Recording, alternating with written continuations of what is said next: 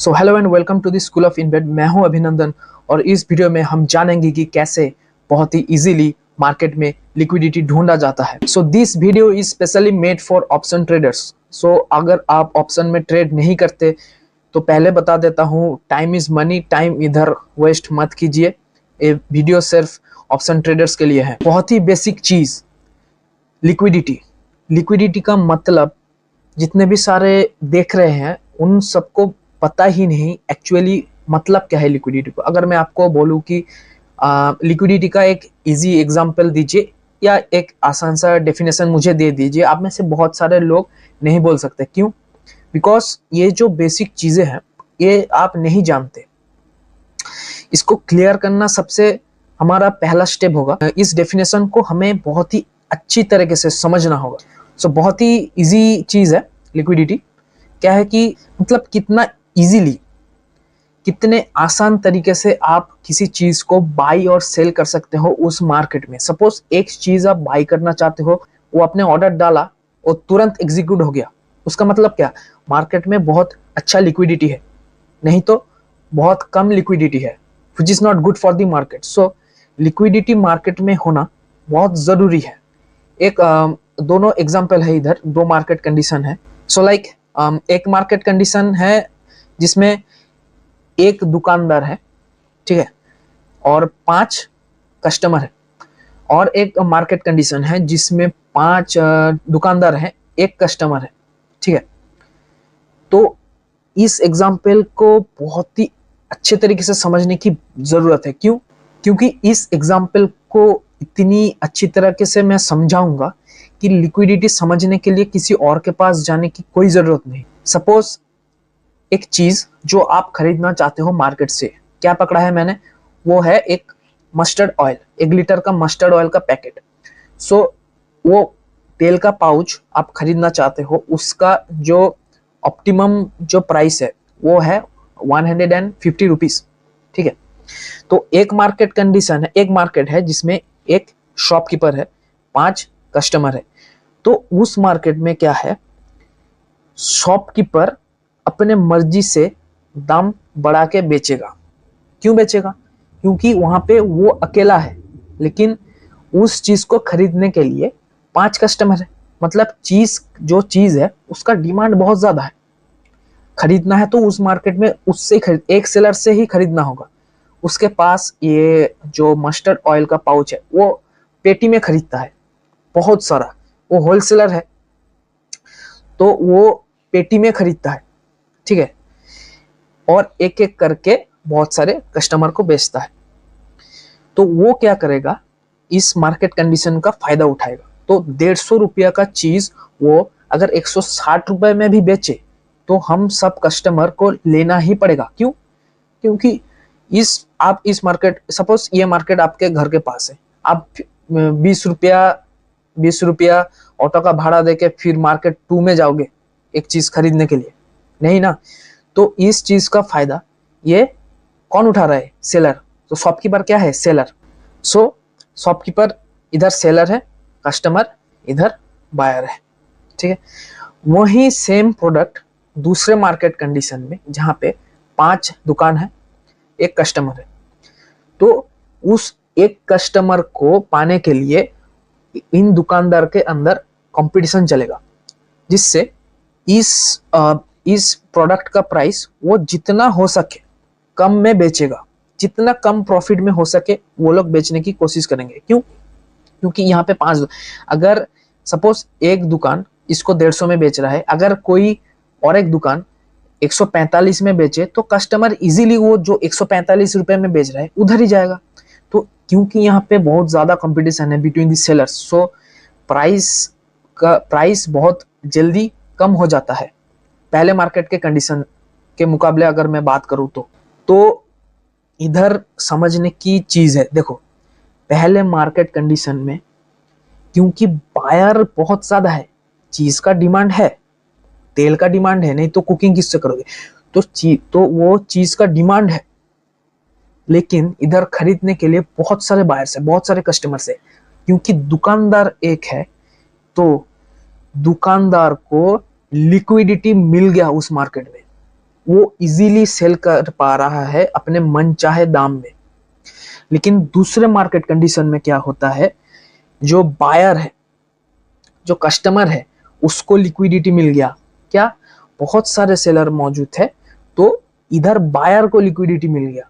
तो पहले मार्केट में क्या है, सेलर को लिक्विडिटी मिला, लेकिन दूसरे मार्केट में क्या है, बायर को लिक्विडिटी मिला। ये चीज समझने की बहुत ज्यादा जरूरत है, नहीं तो ऑप्शन ट्रेडिंग आप छोड़ दो। सो ये लिक्विडिटी का बेसिक्स मैंने बताया कि कैसे लिक्विडिटी स्पॉट किया जाता है। इतना इजी है लिक्विडिटीज को समझना। आई होप आप ये एग्जांपल समझे होंगे, नहीं तो फिर से रिवाइंड करके देखिए। अब आता है एक बहुत ही इंपॉर्टेंट शब्द, intrinsic value, which is very very important to understand. Intrinsic value क्या है? इंट्रिंसिक वैल्यू का मतलब है जो असली जो वैल्यू है, तो real price of the product, उस प्रोडक्ट का एक्चुअल में वैल्यू क्या है, उसे ही कहते हैं इंट्रिंसिक वैल्यू। तो जो ऑप्शन ट्रेडिंग करते हैं, शायद से बहुत लोगों को नहीं पता होगा, तो ऑप्शन ट्रेडिंग जो करते हैं उनके लिए मैंने एक ऑप्शन चार्ट दिया है। जो ऑप्शन ट्रेडिंग करते हैं उनको ये चार्ट अच्छी तरीके से समझ में आएगा, ठीक है। तो 25,150 का जो प्राइस है, इधर का जो स्ट्राइक प्राइस है, इसे स्ट्राइक प्राइस कहते हैं। तो ये जो कॉन्ट्रैक्ट है ये अभी एट दी मनी है, मतलब इसके सबसे क्लोज चल रहा है मार्केट में। जो प्राइस ऊपर नीचे होता है तो सबसे क्लोजेस्ट प्राइस है इस स्ट्राइक ऑप्शन के पास। तो ये वाला जो एरिया है ये है in the money, in the money call option. इधर का है कॉल ऑप्शन, इधर का है पुट ऑप्शन। सो ये वाला जो येलो वाला पोर्शन है इसे कहते हैं in the money call option, और इसे कहते हैं आउट द मनी, ठीक है। अब इंट्रिंसिक वैल्यू कैसे कैलकुलेट किया जाता है? सो एक एग्जांपल लेते हैं। सपोज 25,100 का कॉल ऑप्शन आप बाई करो, सेल करो, जो भी करो, उस कॉन्ट्रैक्ट का हम इंट्रिंसिक वैल्यू निकालो। 25,100 कॉल ऑप्शन, इसका इंट्रिंसिक वैल्यू निकालना है। सो 25,100 ये वाला ऑप्शन है, ठीक है। अभी प्राइस किसके पास चल रहा है?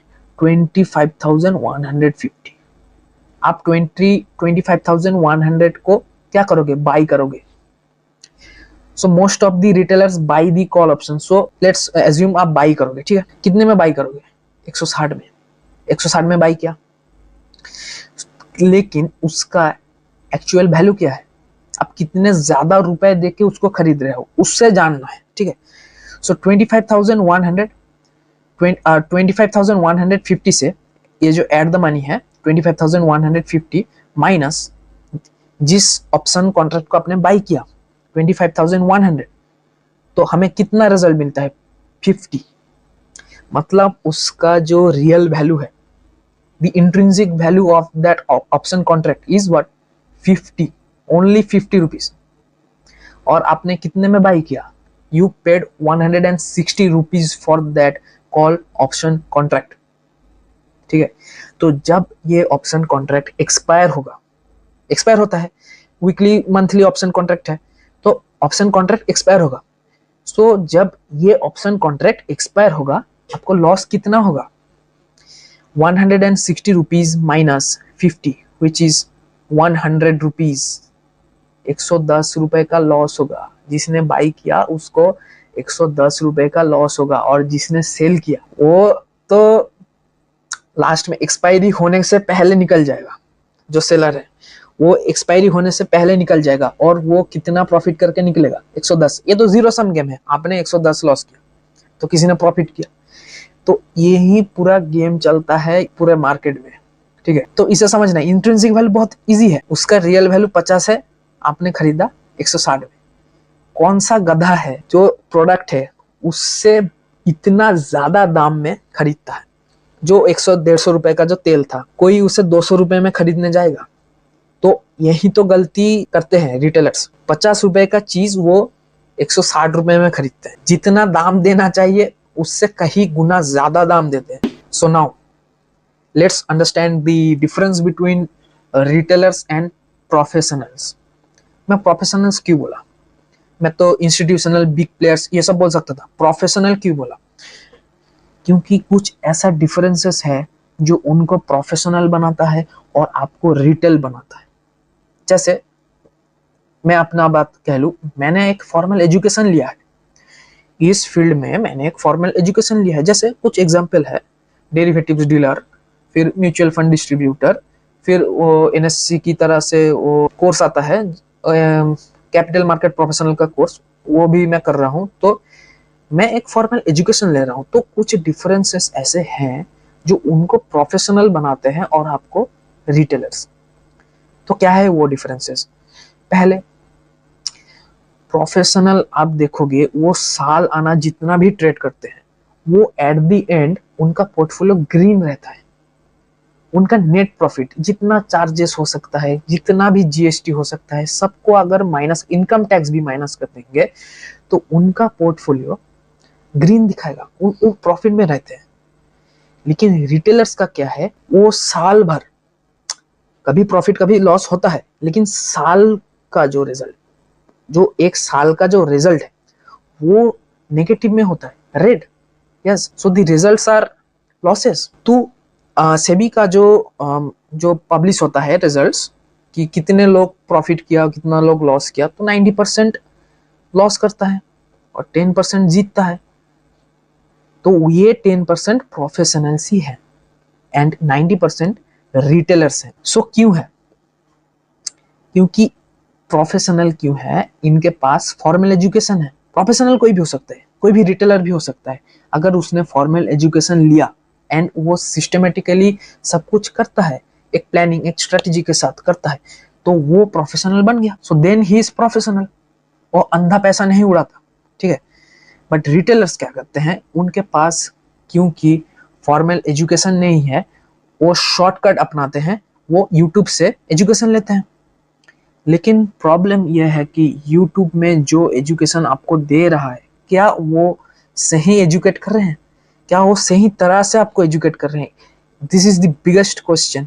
सो रिटेलर्स को फॉर्मल एजुकेशन की बहुत ही ज्यादा कमी है और प्रोफेशनल्स के पास एक लार्ज पूल ऑफ मनी है।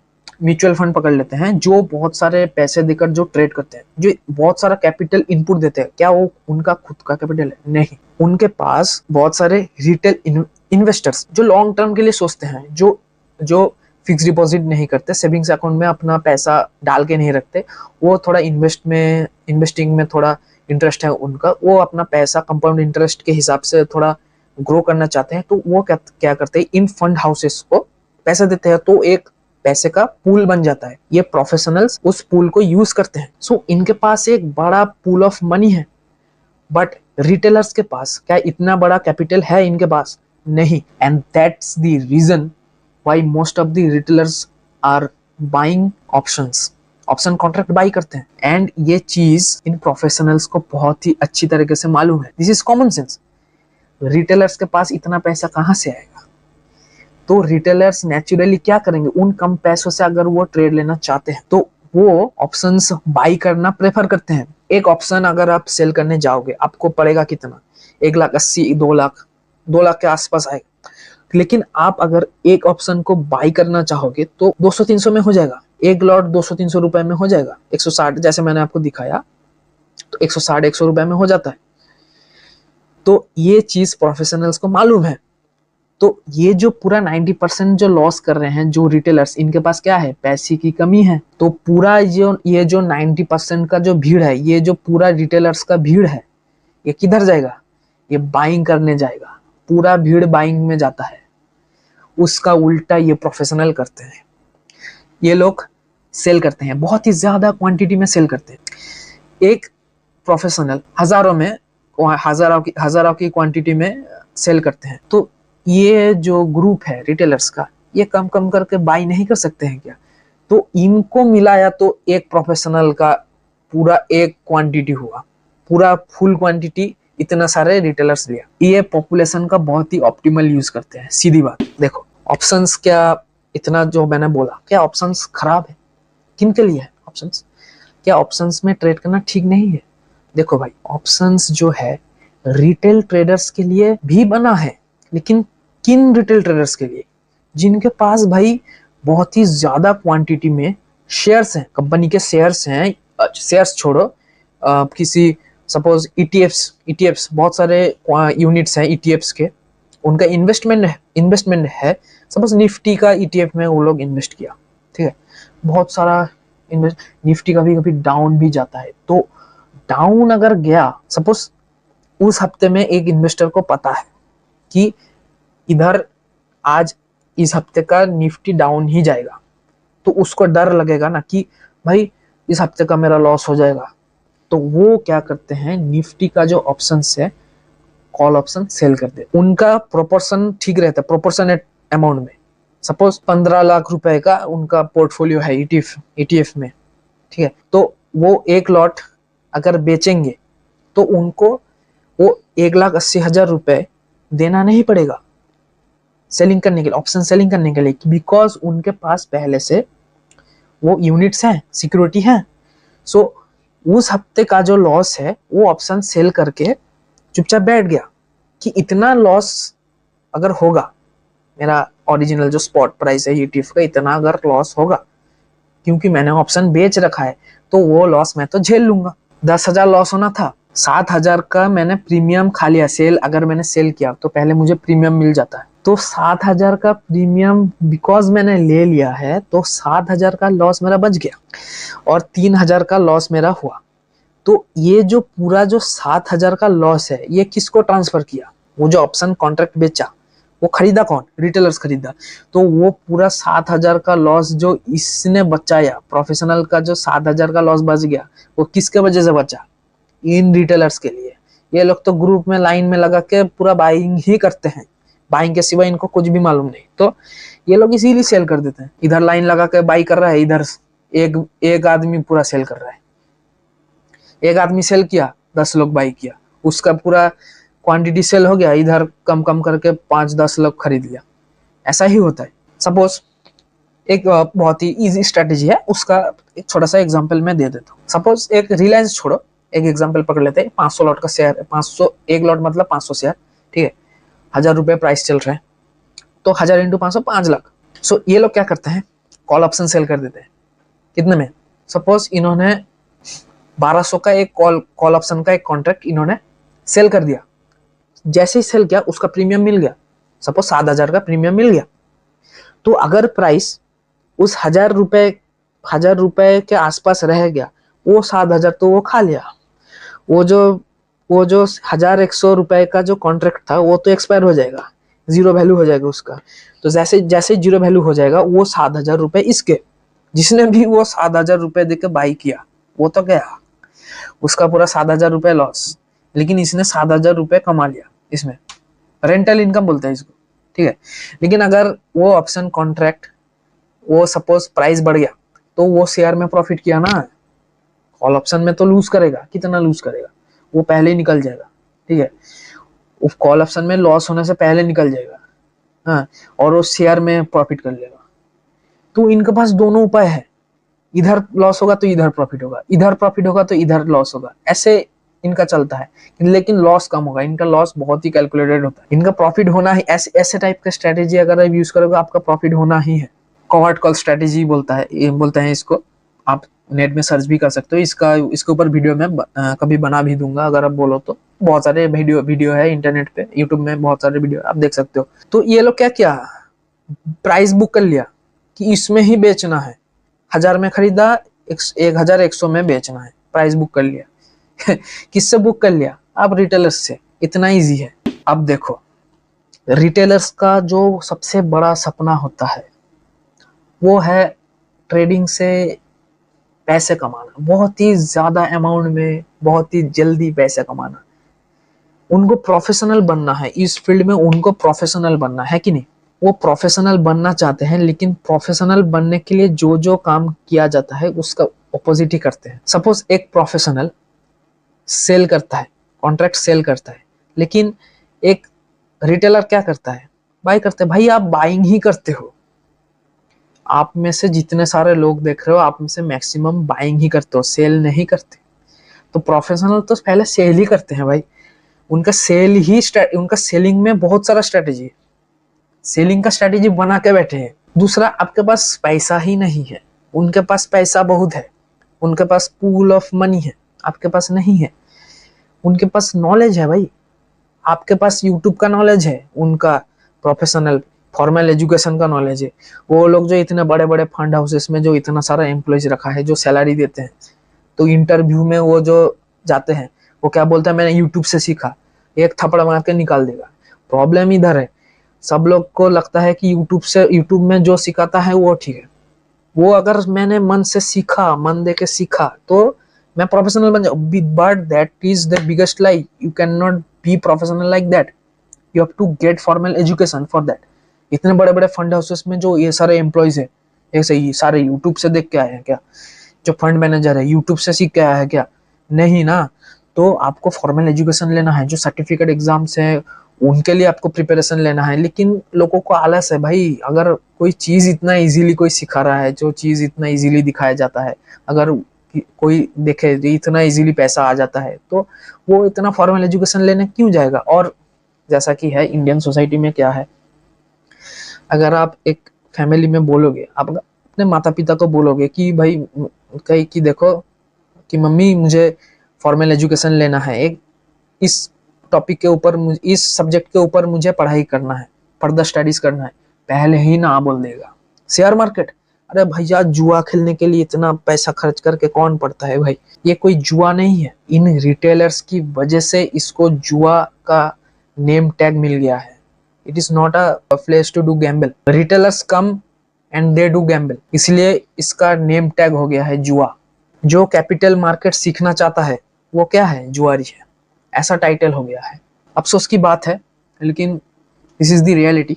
सो एक चीज आप दिमाग में बिठा लो, आपका जो मिस्टेक्स है, जितना भी गलती आपने अभी तक किया है, सपोज, उनको प्रोटेक्ट मत करो। मिस्टेक्स आपको नहीं बचाएगा। आप मिस्टेक्स को क्यों बचा रहे हो भाई? मिस्टेक्स थोड़ी आपको बचाएगा। आप मिस्टेक को मत बचाओ, आपका जो पैसा है उसको बचाओ। Don't protect your mistakes, protect your money. Okay, आपका मनी ही आपका सब कुछ है। मनी नहीं होगा तो किससे ट्रेड करोगे भाई? मिस्टेक्स मिस्टेक्स को क्यों प्रोटेक्ट? भाई मेरा गलती नहीं है, आज मार्केट का गलती है। अरे भाई मार्केट का भी गलती नहीं। मार्केट मार्केट क्या कोई एक व्यक्ति चलाता है? नहीं, मार्केट एक सिस्टम है। जैसा जैसा कब जैसा दिन होता है, कुछ ओकेशन होता है, कुछ इवेंट होता है, कब किसका मूड करे, कब कौन बेचेगा खरीदेगा, किसी चीज के ऊपर डिपेंड नहीं करता। So market is not your enemy. आप मार्केट को दोष देते हो, अपना दोष नहीं पकड़ते। So don't protect your mistakes, okay, you have to protect your money. छोटा सा एग्जांपल है कंपाउंड इंटरेस्ट का, सीधा सा कैलकुलेशन। आप देखो, आप में से जितने सारे लोग ऑप्शन कॉन्ट्रैक्ट्स में इन्वेस्ट करते हो, ठीक है, उनमें से बहुत सारे लोग कुछ ना कुछ लॉस किया है। ठीक है, 50,000, कोई 50,000, कोई 60,000, कोई 1 लाख, कोई 5 लाख, कोई 20 लाख, इतना इतना लॉस किया है। सपोज 1 लाख एक अमाउंट पकड़ लेते हैं, आपने सपोज 1 लाख लॉस किया उसमें, ठीक है, 5 साल में 1 लाख लॉस कर दिया, कि 5 साल में 5 लाख लॉस कर दिया, ठीक है। तो उस 1 लाख को मैंने लिया है, कंसिडरेशन में लिया है। सो उस 1 लाख को आप 20 साल के लिए इन्वेस्ट करोगे 12% पर एनम के लिए। एक इंडियन मार्केट से आप कितना एक्सपेक्ट करोगे? साल का 12%, ठीक है, मिनिमम। एक ऑप्टिमल रेट ऑफ इंटरेस्ट एक इंडियन मार्केट में क्या हो सकता है? 12%, एनुअली 12% हो सकता है, ठीक है। सो अगर आप ऐसे इन्वेस्ट करोगे 1 लाख का, ठीक है, 1 लाख 5 लाख दोनों का दिखाए, तो पहले यार जो आपने 1 लाख इन्वेस्ट किया वो 20 साल बाद 9,64,629 रुपीज बच जाए। But if that amount was like 5 lakhs, वो कितना हो जाएगा? 48 lakh rupees, 23,147। And this is the power of compound interest. Problem यह है कि यह पैसा धीरे धीरे बनता है, एंड रिटेल ट्रेडर्स के अंदर कोई पेशेंस नाम की चीज नहीं है। So that's the problem. ये जो पैसा है ये और भी बढ़ सकता है। कैसे? सपोज कोई हफ्ता आपका लॉस जाता है, तो आप ऑप्शन स्ट्रेटेजीज यूज करके उस लॉस को भी कम कर सकते हो। तो अगर आप इन्वेस्टिंग और ऑप्शन कॉन्ट्रैक्ट्स को एक साथ बैलेंस करके जाओगे ना, तो बहुत ही अच्छा रिटर्न मिल सकता है। एक इंडियन मार्केट से, इंडियन मार्केट कोई भी मार्केट से एक बहुत ही अच्छा रिटर्न आप ले सकते हो। सो अब जो है ऑप्शन और जो शेयर है, ऑप्शन कॉन्ट्रैक्ट शेयर, ठीक है, इनके बीच में थोड़ा सा डिफरेंस है, वो थोड़ा समझने की जरूरत है, ठीक है। इसको नहीं समझे, ये बेसिक चीज है भाई, इसको इसको नहीं समझोगे तो कुछ भी नहीं होगा। देखिए, आपको लगता है आपको सब मालूम है, लेकिन अभी मैं अगर आपको पूछा कि भैया ऑप्शन कॉन्ट्रैक्ट एक्चुअली में है क्या, आप नहीं बता पाओगे, बहुत सारे लोग नहीं बता पाएंगे। ये छोटी छोटी चीजों को अगर आप नहीं समझोगे ना, तो आपका माइंड भटक जाएगा भाई, सीधी सी बात है। आप समझ ही नहीं पाओगे कौन सा आपके लिए ठीक है, कौन सा आपके लिए गलत है। इस चीज को समझना बहुत ही जरूरी है ना। Small small things make big difference, you have to understand, you have to understand this small small things, this can make big differences in your investment decisions. तो ऑप्शंस क्या है, अनलिमिटेड क्वांटिटी, और शेयर है जो limited quantity में होता है। Suppose एक कंपनी ने 1000 शेयर इशू किया, ठीक है, तो वो 1000 ही है, देयर आर ओनली 1000 शेयर्स। आप शेयर तभी बढ़ेगा जब उसने बोनस बोनस शेयर इशू किया, राइट शेयर इशू किया, तब, ठीक है। इसके बगैर शेयर का जो क्वांटिटी हो नहीं बढ़ेगा। लेकिन ऑप्शन कॉन्ट्रैक्ट क्या है, उसमें भाई अनलिमिटेड है। सपोज अभी 1000 ऑप्शन शेयर अभी एक्टिव है मार्केट में, ठीक है, इधर बायर है 1000 बायर, इधर 1000 सेलर। एक कॉन्ट्रैक्ट, सपोज 1000 कॉन्ट्रैक्ट है अभी एक्टिव है। If you want to sell more contracts, ठीक है, आपने सेल का ऑर्डर दिया, जैसे ही एक नया बायर आया, एक नया ऑप्शन कॉन्ट्रैक्ट रेडी हो गया। लेकिन ये शेयर में होता है नहीं, वो जो 1000 शेयर में ही ट्रेड होता है। लेकिन ऑप्शन कॉन्ट्रैक्ट्स में आप नया कॉन्ट्रैक्ट्स बन सकता है। अगर पूरा 1000 शेयर का इधर बायर सेलर पूरा बैलेंस है, एक नया ऑप्शन कॉन्ट्रैक्ट लाना चाहते हो उस स्ट्राइक प्राइस में, एक नया ऑप्शन कॉन्ट्रैक्ट बन सकता है, इजीली बन जाएगा। आप एनएससी को वेबसाइट में जाके चेक कर सकते हो, ठीक है, ऑप्शन का चेन लिखोगे, वहां पे एक्टिव कॉन्ट्रैक्ट्स ये सब दिखा देगा, वो बड़ी बात नहीं है। तो ये है डिफरेंस, ये एक बड़ा डिफरेंस है। ऑप्शन कॉन्ट्रैक्ट भैया देखो एक्सपायर हो जाता है, वीकली होता है, मंथली होता है, तो ऑप्शन कॉन्ट्रैक्ट एक्सपायरी हो जाता है। भाई आप ऐसी चीजें क्यों खरीदोगे जो एक्सपायरी हो जाएगा, कुछ दिनों में एक्सपायर हो जाएगा। आप शेयर ही खरीदो ना, एक्सपायरी नहीं होगा, जितना देर कंपनी चलेगा उतना दिन चलेगा। शेयर मत खरीदो, आप ईटीएफ का यूनिट खरीदो, म्यूचुअल फंड का यूनिट खरीदो, ठीक है, वो तो बहुत सारा डाइवर्सिफिकेशन है। तो एक कंपनी बंद हो गया तो भी कुछ आता जाता नहीं, पूरा चलेगा, जितना दिन वो पोर्टफोलियो बना है उतना दिन चलेगा, वो एक्सपायर नहीं होगा, है कि नहीं। ऑप्शन कॉन्ट्रैक्ट लायबिलिटी है, जब आप ऑप्शन कॉन्ट्रैक्ट के अंदर घुस जाते हो आप वहां से निकल नहीं सकते। कैसे, सपोज एक ऑप्शन कॉन्ट्रैक्ट है, एक ने बाई किया, एक ने सेल किया, आप कॉन्ट्रैक्ट, वो कॉन्ट्रैक्ट है भाई, कॉन्ट्रैक्ट में आप घुस गए, आपको अगर निकलना है, if you want to get out of that contract, इधर बायर है इधर सेलर है, ठीक है, there is a buyer in here, so there is a seller here, so इनके बीच में एक कॉन्ट्रैक्ट हुआ। तो ये सेलर अगर बोला भाई मुझे यहाँ से निकलना है, ये कॉन्ट्रैक्ट मेरे को सूट नहीं कर रहा है, इस कॉन्ट्रैक्ट में मेरे को लॉस होगा, तो इसको और एक सेलर ढूंढना पड़ेगा, है कि नहीं, जो इस कॉन्ट्रैक्ट में इसके जगह में आ जाए। तो यही चीज होता है भैया ऑप्शन कॉन्ट्रैक्ट में, आप निकल ही नहीं सकता। अगर आपको निकलना है आपके जगह किसी और को बिठा के जाना पड़ेगा, लेकिन शेयर में तो ऐसा नहीं होता। आप वो शेयर भैया नहीं लेना चाहते, बेच दिया, है कि नहीं। लेकिन यहाँ पे प्लेस एक्सचेंज होता है, ये नहीं कि वो ऑप्शन आप बेच, वो तो प्रीमियम आप लेके चले गए, प्रीमियम का लेन देन हुआ, लेकिन वो कॉन्ट्रैक्ट उधर ही है। लेकिन जब दोनों के बीच में समझौता हो जाएगा, भैया दोनों ऑप्शन से निकलना चाहते हैं, तब जाके एक ऑप्शन कॉन्ट्रैक्ट डिसमेंटल होता है, ठीक है।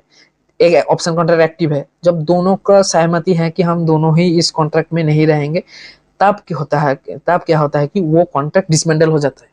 then there is no contract between them two, so option contract एक liability है, वो कॉन्ट्रैक्ट में जो लिखा है आपको वो पालन करना पड़ेगा। लेकिन शेयर में तो ऐसा नहीं है भाई, शेयर एक एसेट है, वो जितना बढ़ेगा आपका वैल्यू भी उतना बढ़ेगा, आपका पोर्टफोलियो का वैल्यू उतना बढ़ेगा।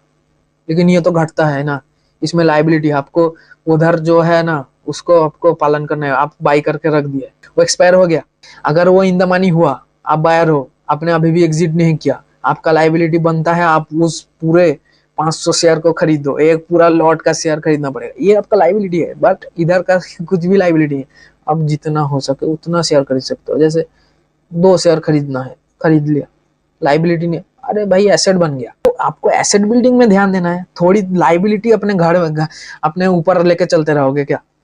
लाइबिलिटी मत लो, पैसे देके लाइबिलिटी क्यों लोगे? एसेट लेना है ना, एसेट बिल्डिंग करना है। जो रिच आदमी है वो क्या करता है? एसेट बिल्डिंग करता है। जो गरीब है वो लाइबिलिटीज बिल्डिंग करता है कि नहीं? वो क्रेडिट पे क्रेडिट, लोन पे लोन लेता जाता है, वो लाइबिलिटी का पहाड़ बन जाता है।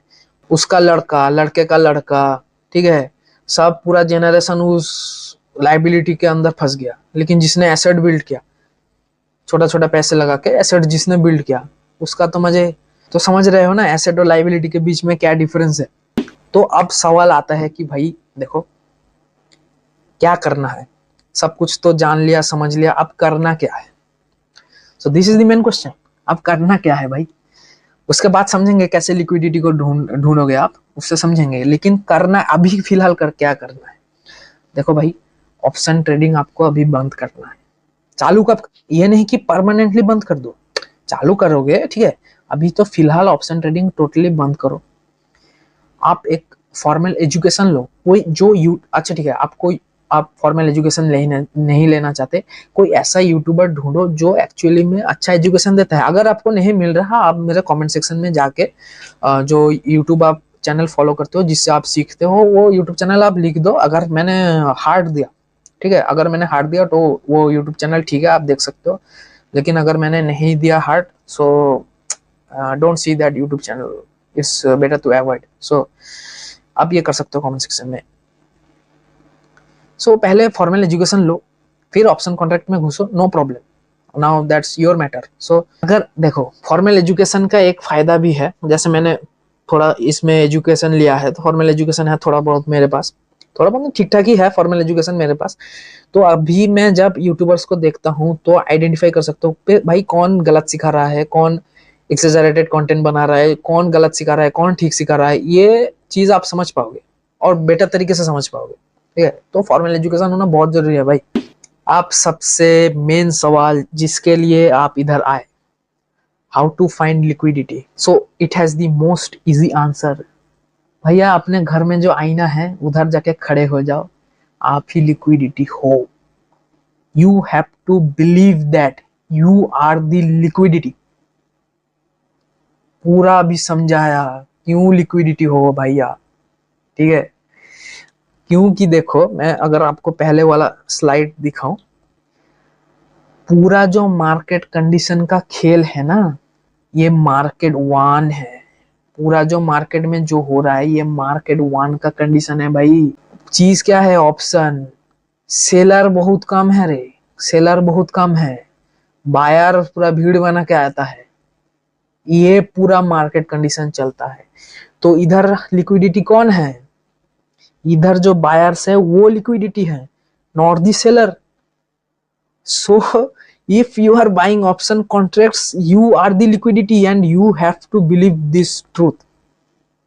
आईने में जाके देखो भाई, लिक्विडिटी मिल जाएगा। कहाँ लिक्विडिटी ढूंढोगे भाई? चार्ट्स में लिक्विडिटी ढूंढोगे? चार्ट में खुद को क्या ढूंढोगे? खुद तो इधर बैठे हो, बाइंग करते जा रहे हो, आप ही लिक्विडिटी हो। सेलर को बिंदास लिक्विडिटी मिलता जा रहा है, आपको लिक्विडिटी नहीं मिल रहा। So thank you, that's all for today. I will come up with a new video. Till then, stay tuned. Let's invade.